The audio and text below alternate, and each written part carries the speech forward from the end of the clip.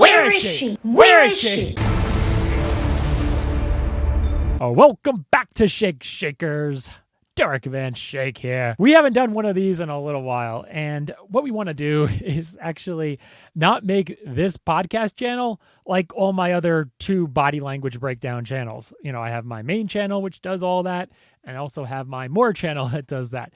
I don't want, and I don't think you all want, this channel too to be a body language breakdown channel. The way I kind of see this podcast is more of a body language discussion podcast, where we can have a dialogue, you can talk in the comments, but just have this all as more of a conversational type of podcast. If there's a big crime, we can talk about that, current events, politics, without breaking down specifically body language. Again, we already have two channels that do all that, and I don't think you all want another one.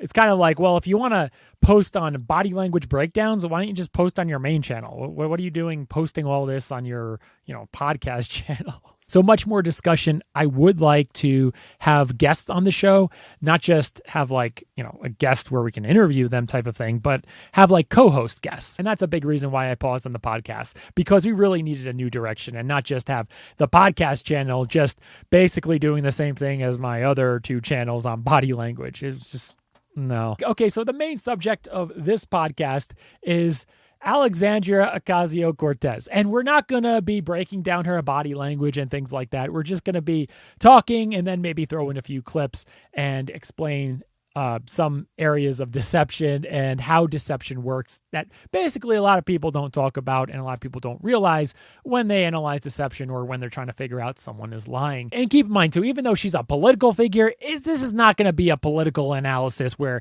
we're just going to be bashing a Democrat here or anything, or a liberal or anything like that. That's not the point of this. I've talked about other people when they lie, specifically even Donald Trump. I've talked about him many times on specifically my main channel and also some of my other channels. I talked about some of his deceptive body language too, especially when I first started out on YouTube.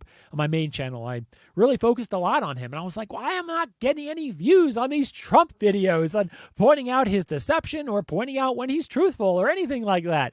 Well, it's because the people that really like him think he's always truthful, and the people that don't like him think he's always deceptive, and they don't really need to have someone read his body language for them to tell them that. So if you do like AOC, maybe it's good that I'm pointing out her deceptive body language and tactics here, because it shows that maybe she doesn't lie that often, or often enough for me to be totally deluded when I do make a video on her.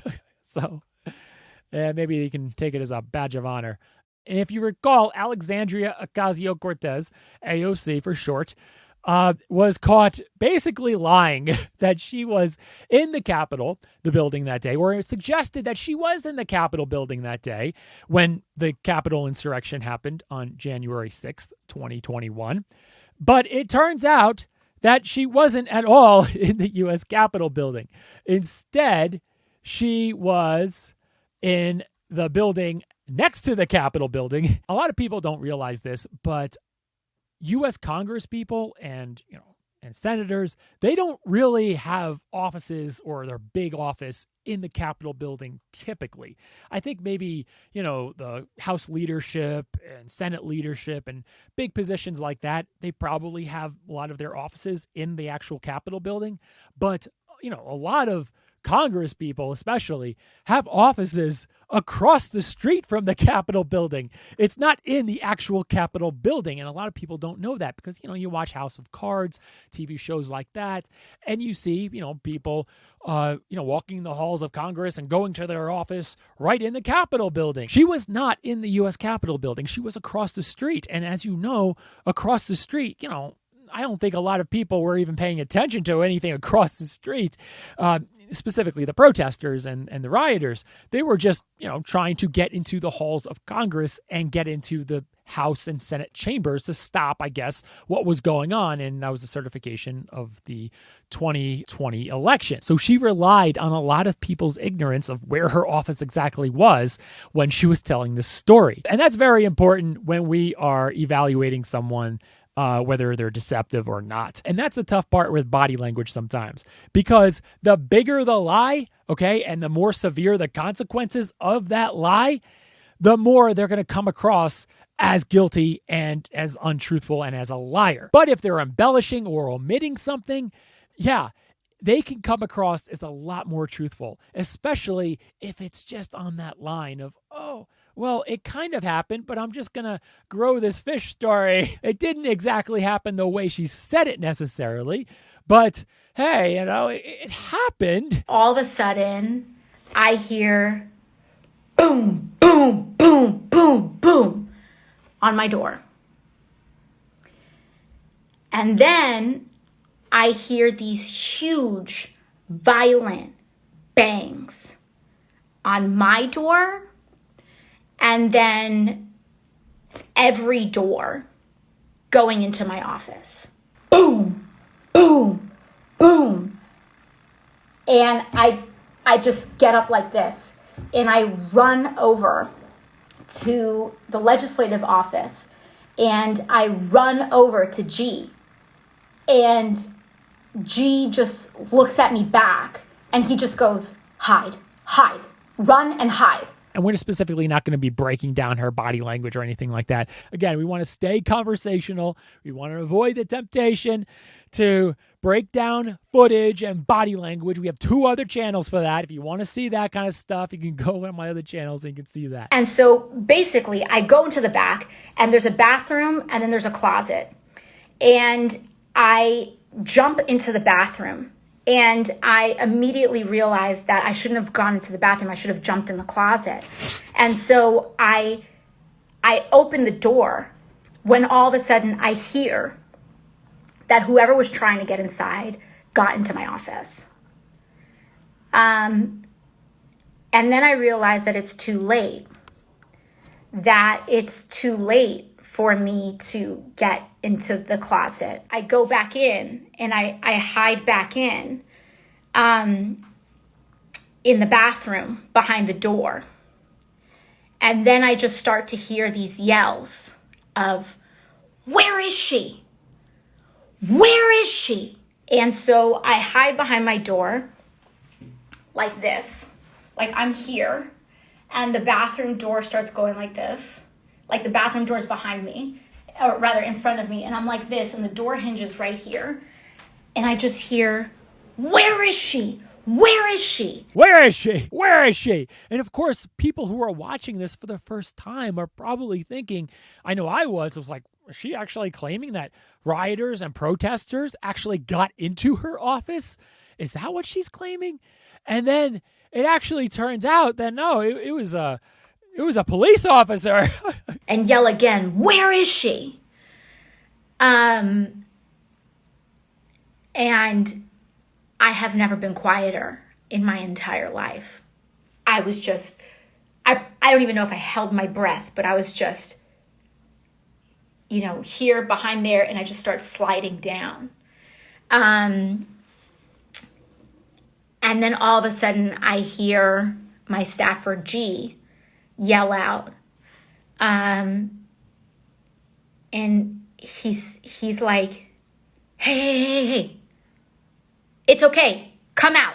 It was a police officer that got into her office who was trying to help her and trying to get her downstairs, I guess, or wherever other building, I don't know, to safety so that, just in case someone happens to get into that building, doesn't get to her office. And then there's a point where she starts talking about how many seconds it could have been. And the weird thing about moments like these is that you lose all sense of time. In retrospect, maybe it was 4 seconds, maybe it was 5 seconds, maybe it was 10 seconds, maybe it was 1 second. She gave 10 seconds as almost like the high range and like 1 second as the low range. 1 second? 1 second for all that to happen? And, the thing that you always have to look out for when we talk about deception is inconsistencies. When they describe something and then they tell you something else that doesn't seem to match, there's an inconsistency, right? she was talking about all this happening for so long. The banging was happening, then the guy finally got in and then was like yelling, where is she? Where is she? She hid. She was just thinking about going somewhere else. She was looking through the door, the hinges of the door, being able to see through, and then she was scared and trying to hide, and all this is happening. And at the high side was only 10 seconds? 10 seconds? And at the low end is 1 second? Clearly, the way she's describing it didn't exactly happen. What actually happened that day was the police officer came to her door, banged on the door, and then came into the office and said, hey, we got to take you down to a more secure area. That's what we heard from other people in this situation. And yet she's describing it as this big thing. And what I think what probably happened is when that police officer banged on the door, she probably thought, oh my gosh, maybe it's a protester, maybe it's a rioter that got into the building. And then he opened the door, and then maybe she was just about to hide somewhere when the door was opening. And then the police officer comes in, and then she's like, what are you going to do? What's going on, right? And he's like, I got to take you down to a more secure area. He basically says, go down and go to this building. But he just says the name of the building. Doesn't say anything else. What she ends up talking about in her little talk here is something a lot more, too. She starts talking about how she could hear the rioters almost breaking down the door. And so we're in just an open hallway, and we hear the yells of these people trying to break into the building that we're in. That's a massive inconsistency because she wasn't in the Capitol building, and there's no way that she would have been evacuated to the Capitol building because that's where all the rioters and insurrectionists were that day. No one would ever go into the Capitol building. The Capitol police officer banged on the door and say, I think you're safer out of this obscure office building and go into the U.S. Capitol building. No, of course not. And if you want to check out her body language, you could break that down yourself. But I actually don't even have the footage in front of me. I just remember seeing it. So feel free to break down her body language and can call it out in the comments if you want. Trying to break into the building that we're in. What she does consistently here when she's telling her story is relying on you and my ignorance of, the logistics of which Congress people have offices either in the U.S. Capitol building or in the Cannon building or in the Russell building. Where's your office? I don't know exactly where her office is, right? Most people don't. You're naturally thinking, and I would be naturally thinking too, is that, she's a U.S. Congresswoman, so naturally she's in the U.S. Capitol building, of course. And the U.S. Capitol building that day was under siege. So, of course, when she says, trying to get into the building that we're in, she's referring to the U.S. Capitol building. Trying to break into the building that we're in. So she's doing that so she doesn't have to lie specifically, saying that they're trying to get in to the U.S. Capitol building. She doesn't want to do that. That's a massive liability. And then she's going to come across as less truthful when she's telling her whole story. We start hearing the yells of these people, and then we hear other Capitol Police trying to protect the building, barking back at these people. And it just feels like it's just a matter of seconds when these doors are going to break through and they're going to get in. We start running down this spiral staircase to the first floor. And we get to the first floor and we hear the yells getting louder and louder, like, rah, rah, rah, rah, rah, just I hear like the hinges cracking, it just feels like you can hear all of this yelling and screaming. See, this is her fish story, right? I mean, her fish was probably like this big, okay? Some of it, is truthful. Hey, I was going downstairs and I heard yelling. Yeah, it makes sense. The closer you are to the street, the more noise you're going to hear. Are you really going to be hearing hinges cracking? I hear like the hinges cracking. Or are you going to be really hearing just maybe a little bit of extra chants and, of the rioters and the noise that they're making as you get closer and closer to the street? As we're going down the spiral staircase closer to the street level, the yells only get louder and louder and louder that you hear. Yeah, her fish was probably maybe like a tadpole. I mean, it was there, right? She was in Washington, D.C. that day. She was across the street from the Capitol building. She probably had a little bit of a skipped heartbeat of hearing a Capitol police officer banging on the door and be like, oh my gosh, it's an insurrectionist. And then they walk in and she probably hid for, maybe hid in the bathroom for a second. And then the police officer came in, hey, where is she? Where is she? And then it turned out to be a U.S. Capitol police officer, probably a little scared like that. That's the way it seemed, making it all seem that she's in the U.S. Capitol building, having to hide and find cover, whether it's going to be in, some congresswoman's office. I saw Katie Porter going into her office, just holding a cup of coffee because all of these developments were happening so rapidly that I think some people were at different awareness levels. I'm like, hey, Katie, can I shelter with you right now? And Katie's like, yeah, of course. Come on in.